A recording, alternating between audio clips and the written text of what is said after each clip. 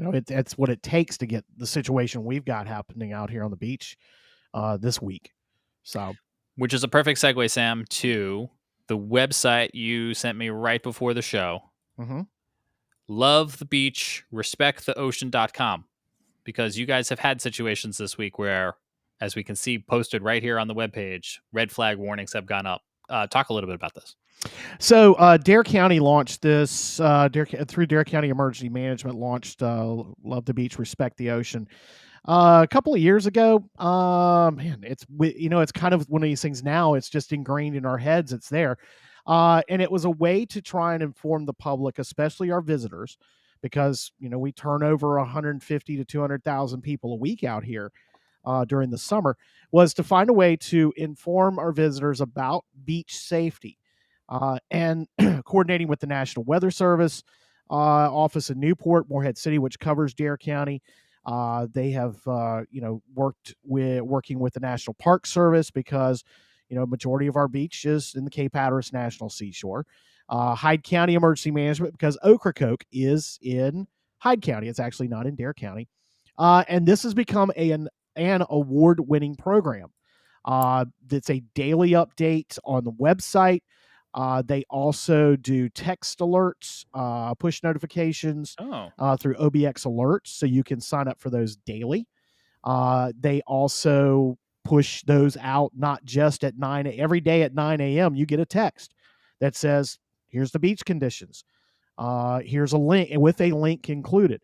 So there, as you see, text OBX beach conditions to 77295. And also, it's not just about rip currents. It's not just about ocean safety. It's about beach safety itself, whether it's digging holes and filling them back in, trying to stay, as we dealt last week, heat stroke. Information about not coming out with bare feet or your dog on the beach when it's 100 degrees air temperature and the sand temperature is over 140. All these great stuff, swimming in pools. That's another one right there, because so many of our houses here, our rental houses, have pools. Things like that. This is, and again, this has become a national award-winning campaign. Drew Pearson, who is the emergency management director of Dare County, has spearheaded this. James Wooten, who's assistant emergency management director, and this week it has become very handy to have that. And it looks like this time around, at least with this most recent blow that started on Saturday, which is a turnover day here on the Outer Banks. Sunday has become more of a turnover day as well. When we rotate out, people check out and people check in on Saturday and Sunday. We've had very little to of any rescues by lifeguards in Dare County. Because they weren't needed. People were adhering to the warnings. Adhering to it. One thing that also happened that changed last year was that we went to the double red flag system out here, where so many of our other beaches in North Carolina and in South Carolina were using the multiple flag system every day, flying a flag. Some places do fly green. We don't fly green here because it's never truly 100% guaranteed it's a safe day to be in the ocean. You just never know, because the rip currents can form anytime near piers and sandbars. But we've gone to the yellow flags, the red flags, and then as you see my tweet from over the weekend, or that was from one of my stories at samwalkerobxnews.com, the double red flags. And when double red flags are up, that means no swimming, and you can be fined if you go into the ocean unless you have a surfboard leashed to you. That is the only people allowed in the ocean when double red flags are up is surfers. They're still allowed to go, but you have to have a surfboard or a bodyboard, a professional bodyboard leashed to you.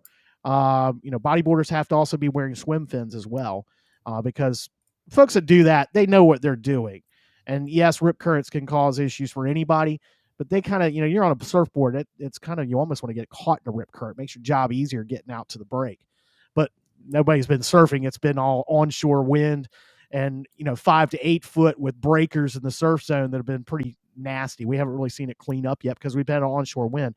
But that website really has helped. We do have a situation where we have 3 different counties on the Outer Banks. We have Currituck, which is Corolla, and Corova, which is the 4-wheel drive area. They have their own system.